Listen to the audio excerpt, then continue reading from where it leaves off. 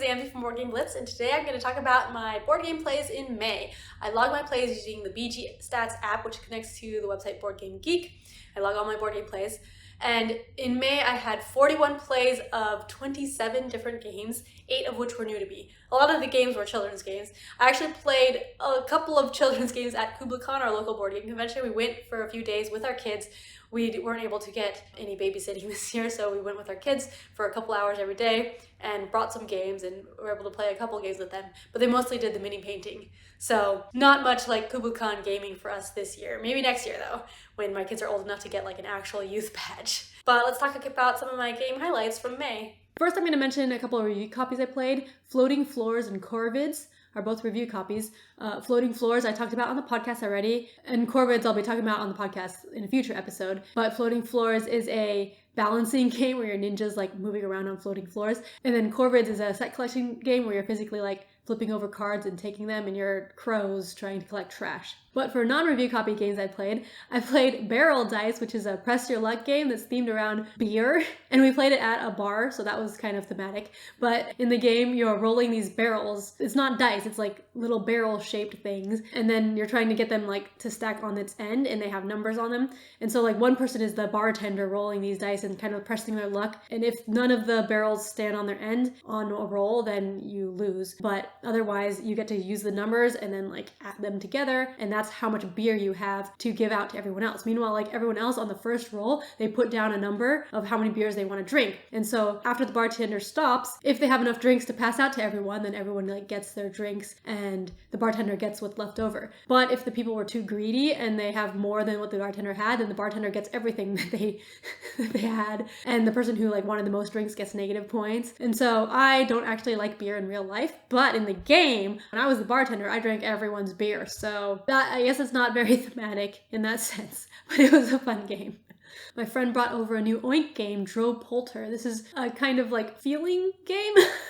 You have these items in your hand and you're trying to drop only like one or two of the items. You flip over a card and it shows pictures of the items, and you have like 5 items that are different shapes and different sizes, and you're just like with one hand trying to drop out just those items. And if you drop out another item, then you have to start over. So the fastest person to do this gets a point, but the point is a little gem that you put in your hand too. So now that's another item that you have to keep in your hand and not drop, and if you drop it, you lose the point. So this is really hard. We just all kept like getting maybe 2 or 3 points and then losing them.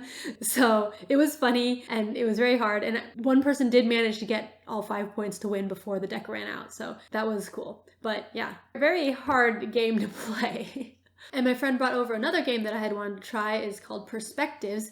This is a cooperative mystery game. We play the tutorial and then one case. The tutorial is kind of weird because it's using the box, but the normal cases use cards. So you're looking at different pictures, and each person has like different pictures of information, and then you're describing it to other people and trying to figure out and solve this mystery. But in the tutorial, you're each looking at 1 to 2 sides of the box, and it's kind of like, we weren't sure if it was supposed to be like a 3D structure and we're seeing parts of it, but it was more like we were seeing distinct pictures. So that was kind of a weird tutorial. And I think it would have made more sense to us if it were cards instead of like the 3D box. But in the later game, we played the cards, and it was kind of cool concept, but then also I didn't like it that much because it seemed like the information was split up too much. We played 5 players, and so each person only had a couple of cards, and then in the case it ended up being like 2 or 3 of the cards were super important. So someone ended up having like nothing that was very important. She just told us what her cards had and then ended up checking out for the rest because her cards weren't really important to what we needed to answer in the case. So I think this would be better at maybe like 2 players or 3 players or something, where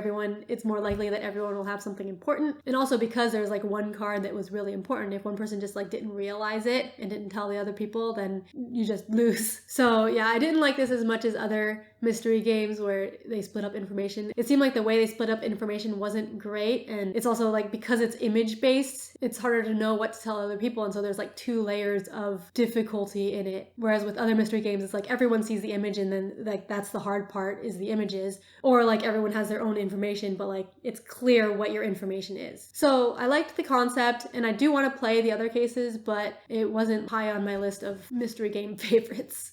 Alright, I want to mention one children's game that I played this month that was new to us, and my kid really loves it. So I played with one of my kids, Kids Chronicles Quest for the Moonstones. This is like a kid's version of Chronicles of Crime, if you heard of that. It involves an app, and then there's a board with a bunch of different like character cards and item cards, but you're going to different locations on the board by scanning a QR code, and then at each location you have a scene on your phone and you're looking around and you see different characters and items, and then you take those out of the card pile, and each character and item has a QR code, so you scan that to interact with characters, to talk to them, and you can scan the QR codes of the items to like use the items or ask the characters about the items. So the game came with a tutorial, 4 quests, and then like a final quest. 6 things total.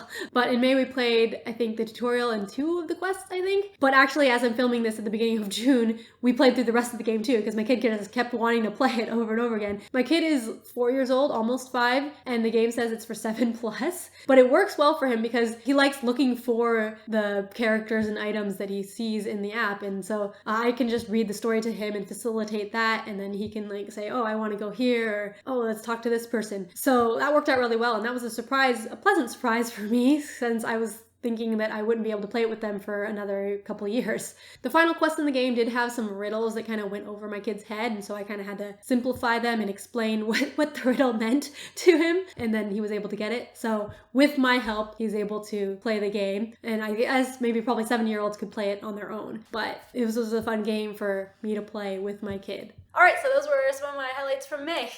Thanks to our Ko-fi supporters here for helping support this channel and our podcast. And let me know about your board game highlights in May, and let me know if you have any questions about any of the other games I played. Thanks for watching Board Game Blitz. Bye!